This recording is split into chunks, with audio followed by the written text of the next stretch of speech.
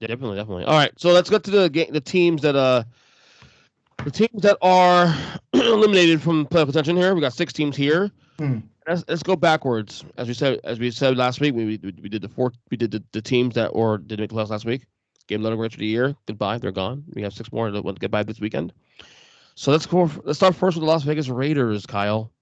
Buddy, listen, with all the tumult that they've dealt with, granted, I did have them winning 10 games.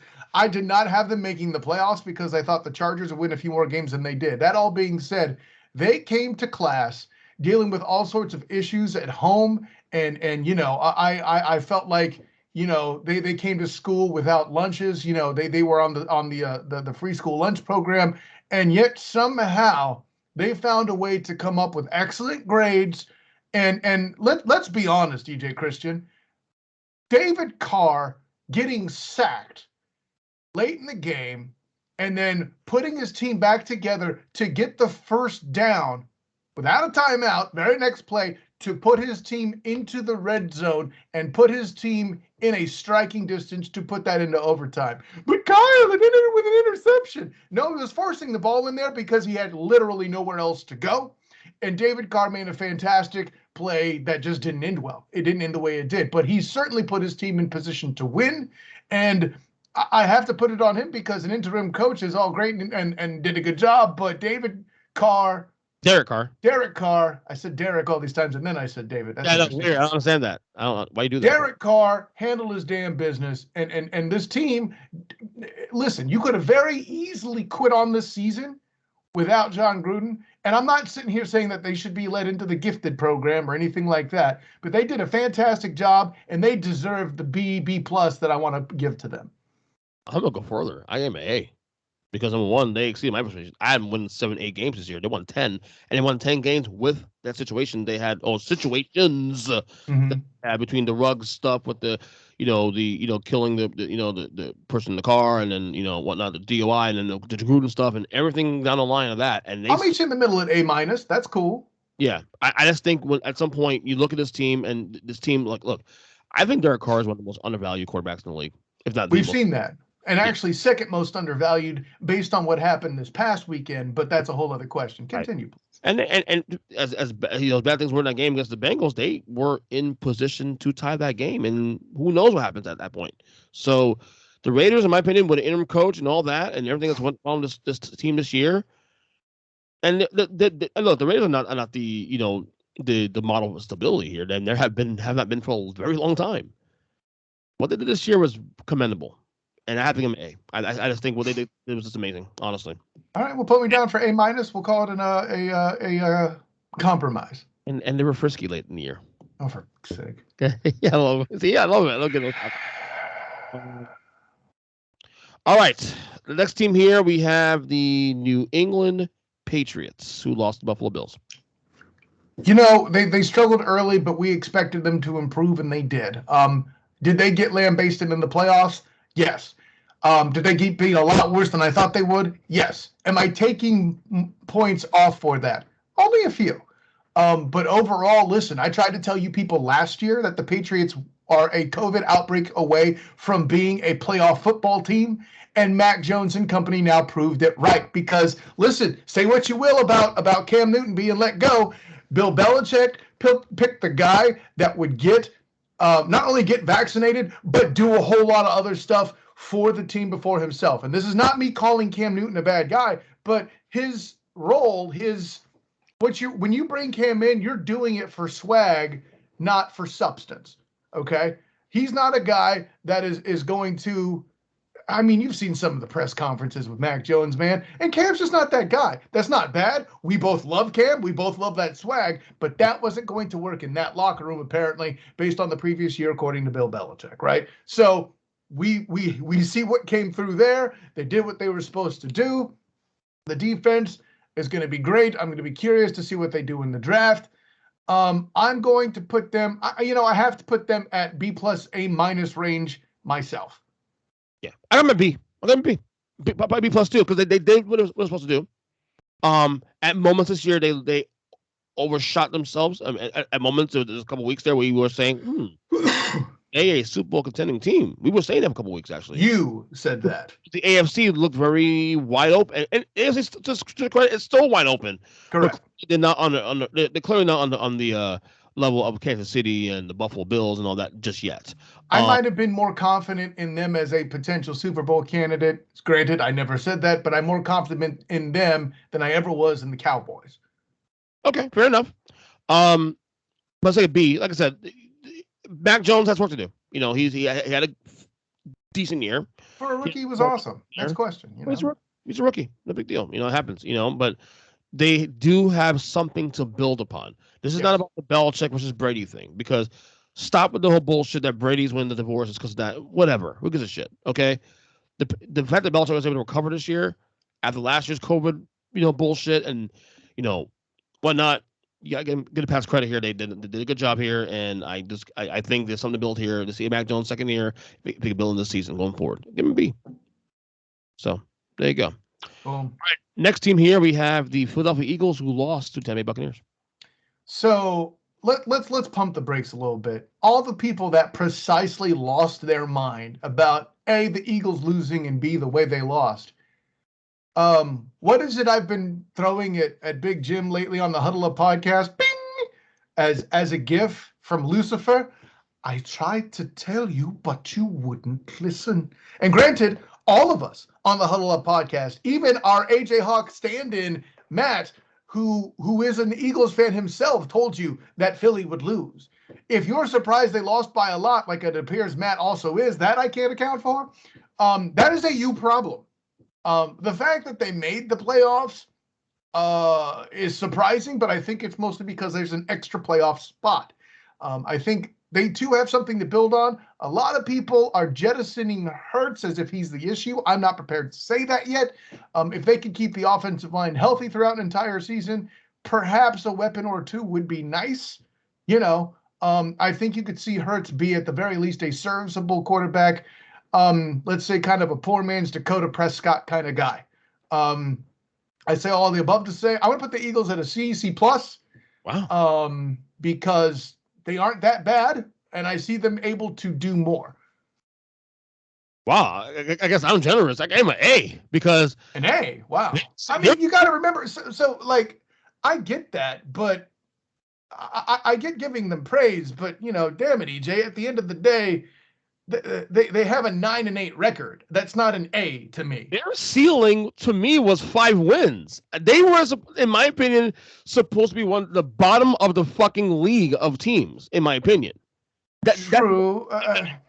Maybe you and I viewed them differently coming to the year. To me, they were supposed to be the worst team in the NFC East. They were supposed to be one of the worst teams in the NFC and probably in the league as well too. No, they were going to be better than the Giants all along. I mean, Well, the Giants. Well, it's easy to say in hindsight now. I was a little higher on the Giants than most. Obviously, yeah, almost as if you were a fan. I don't get that. Yeah, but it's weird. It's insane. But the thing is, if you had told me the Eagles making the playoffs this year in a rebuilding year, I would have called you a liar. No, see, I would have said, "Oh, so you're assuming the Cowboys would collapse," which I couldn't have ruled out either. Well, and again, a lot of it has to do with the environment too. We talk about environment in the conference. The NFC was a little more top heavy. You had your top teams and top 4 and 5, Arizona's all that, and then it just went way down. So obviously they did benefit from teams who underachieved this year. Hashtag the division. But again, they took 2 divisions. They took the players, but that's not their problem. They did their job. You know what I'm saying? Eagles fought. They fell behind early, stayed around, and then next they're in the playoffs. Again, I am not an Eagles fan. This is the team for years. I said it was my most hated team in all sports. But you can separate your feelings from what is logic. And to me, the Eagles, look, we go back to that press conference with Nick Sirianni. Like, you're a head coach and you're saying this shit? Like, what? What? Team? Like, to me, look, they have questions moving forward. Like, obviously, my feeling for Jalen Hurts. I love Jalen Hurts. What a fantastic human being. That game on Sunday looked too big for him. He looked like a deer in headlights. Now, what support did he have? I mean, granted, the opponent, of course, is the Super Bowl champions. I get that. But I also hope this Eagles team, as a football fan, I'm hoping this team sticks out with them one more year. Don't go for it. Go for it. And look, if Russell Wilson's available, whatever, Aaron Rodgers, whatever, I understand that. But I hope they give this kid another chance.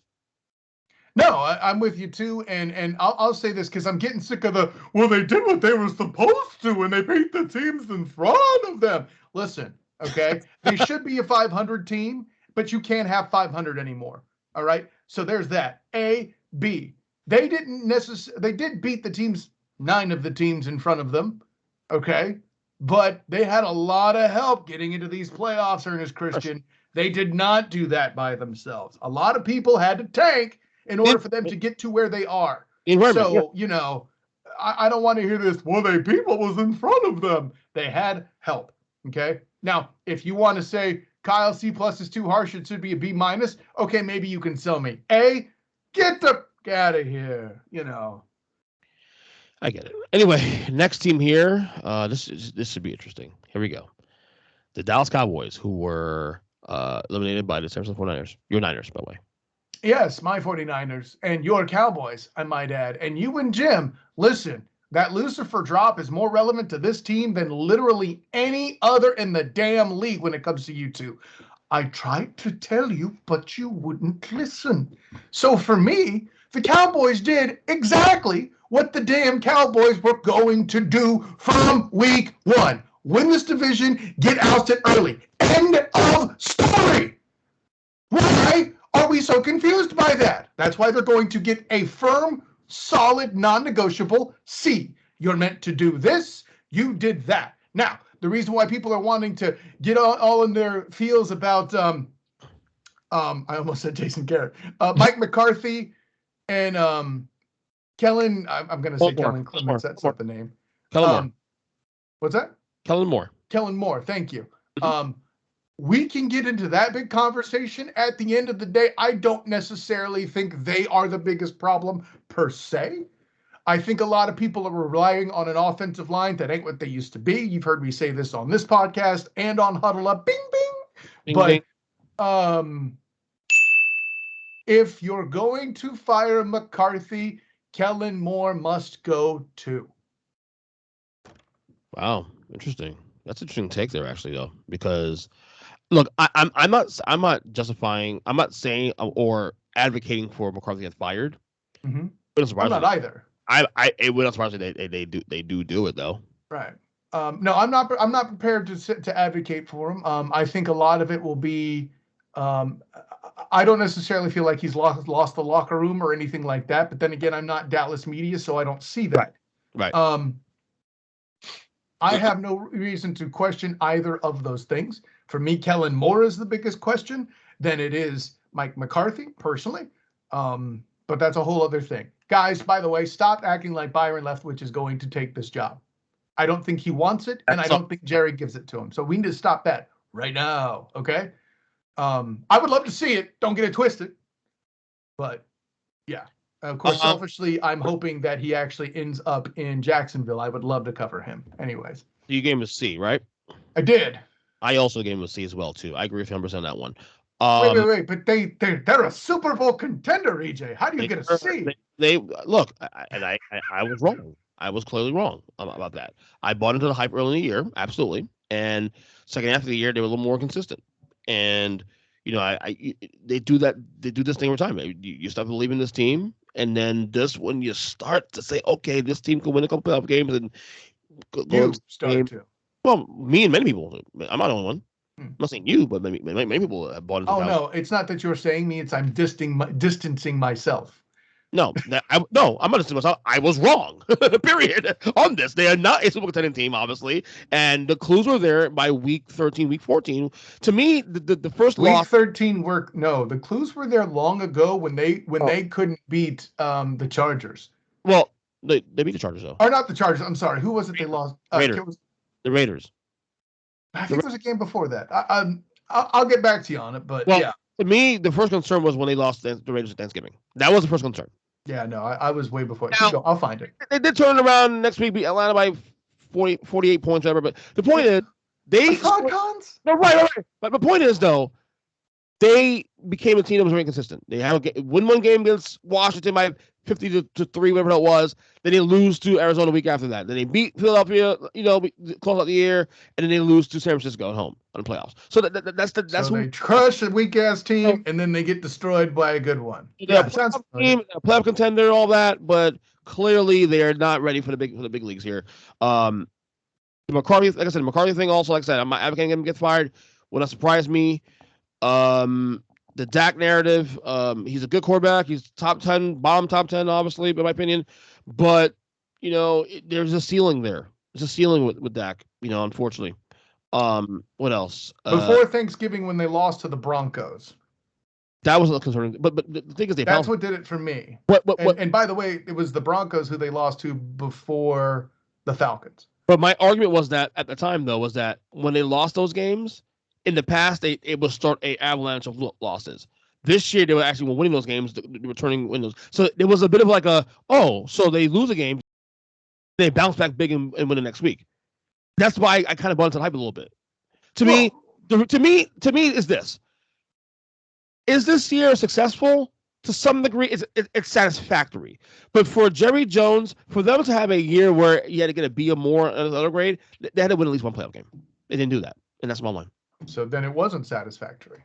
It was C, satisfactory. Well, we can have that debate later. Anyways, yeah, no, for me, the one game on their schedule that jumps out was the Chargers, but it was before the Chargers really emerged and then melted down again. Yeah. That's their signature win is the Chargers, I think. But there you go.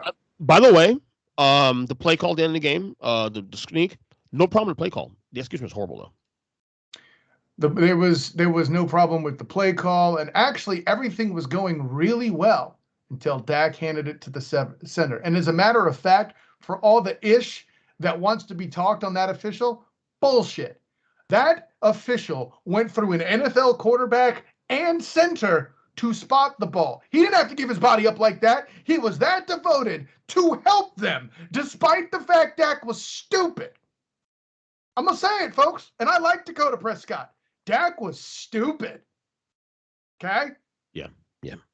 And still the ref went through all that trouble to try to spot the ball as fast as they could.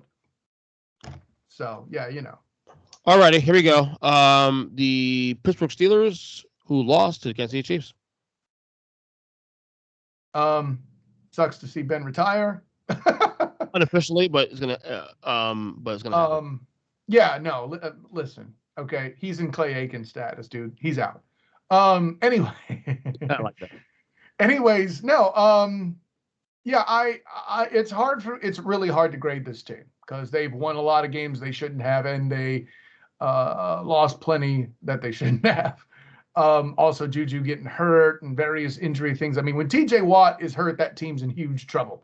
Were they dragging Ben along? Absolutely. You and I called for Ben's retirement 2 years ago, all of the above. I had the Steelers winning 10 games. They definitely fell below that. But I mean, even if it's with the extra playoff spot, they still made the playoffs. And in fairness, it's not like they have a draw, so they could have been a 10-win team. You could argue should have been a 10-win team, right? So I'm going to go with a C. They still found a way to meet expectation despite injury and all that. Like I said, I picked them to win 10 games.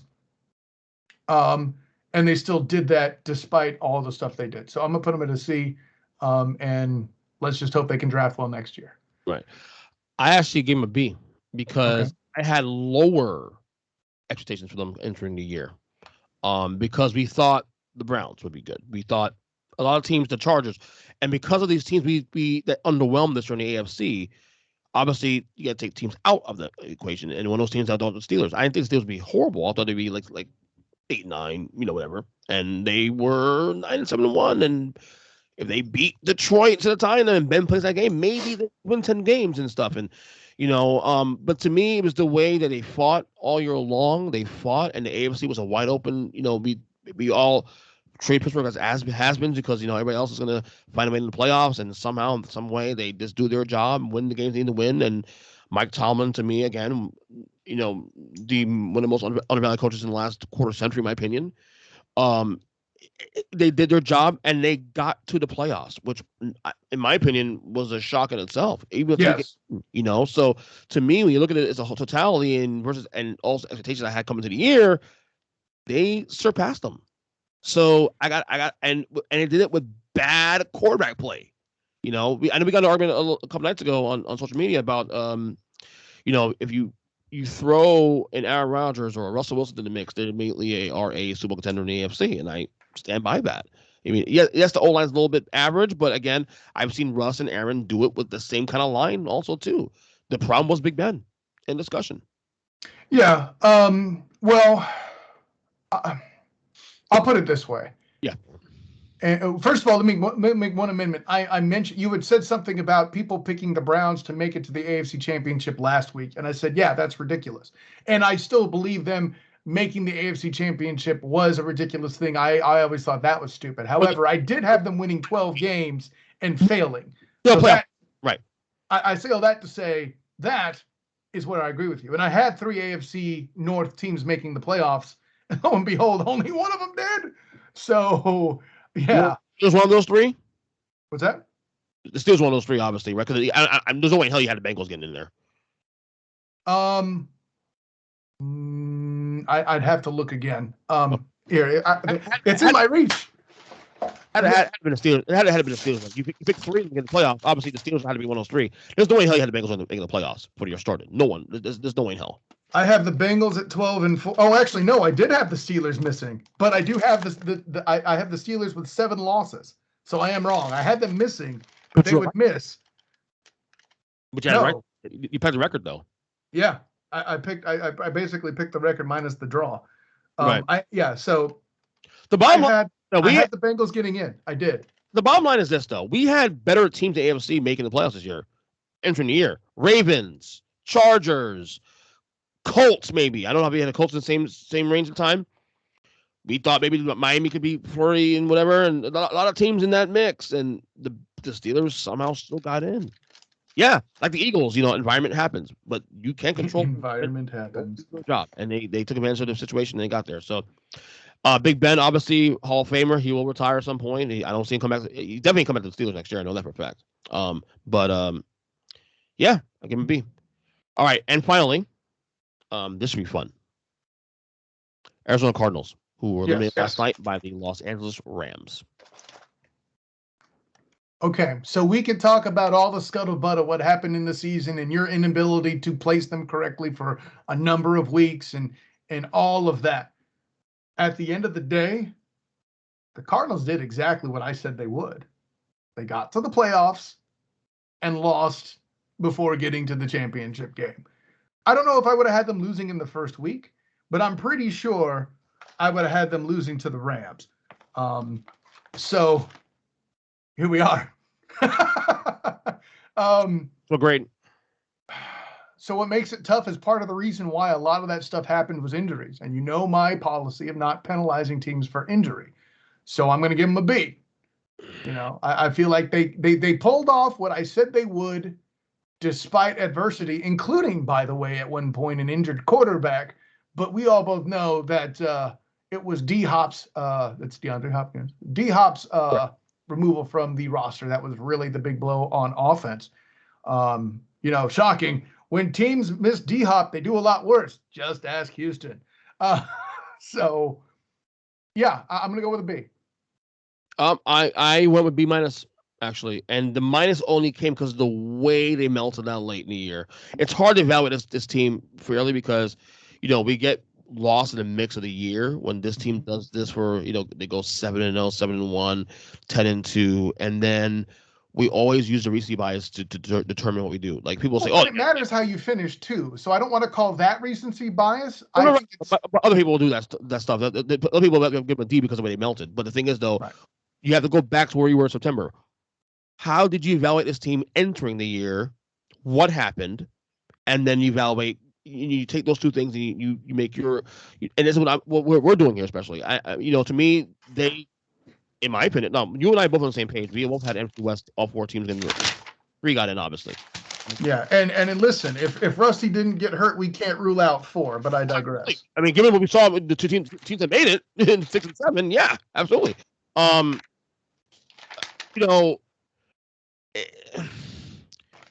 They actually overachieved based on what I expected entering the year.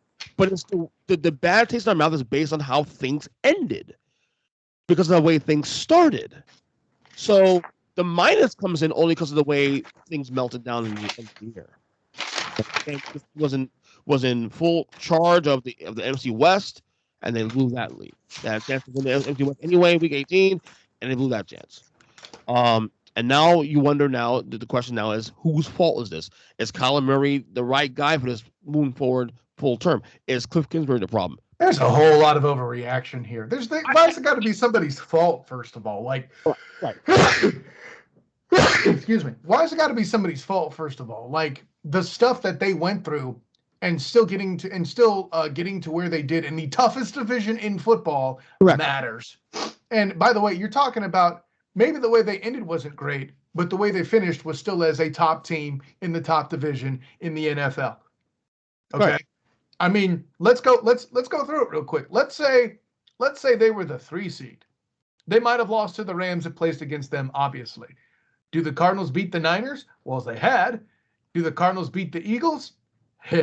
So let's not act like the Cardinals are complete trash. The Rams are good. And Ernest Julius Christian, as you as my witness, we have talked about Matthew Stafford being underappreciated for years. And lo and behold, he gets out of a melting, sorry franchise and then finds himself succeeding. Interesting how that works. Overall, I'm just saying, this is a quarterback that's thrown 5,000 yards without Calvin Johnson on the squad. Thank you. Right. Like I said, the minus comes in because it's the way they 2 years in a row also they melted late in the year. But probably evaluate this team. This is actually still a successful year for the Cardinals, given everything. So I agree with you on that one. So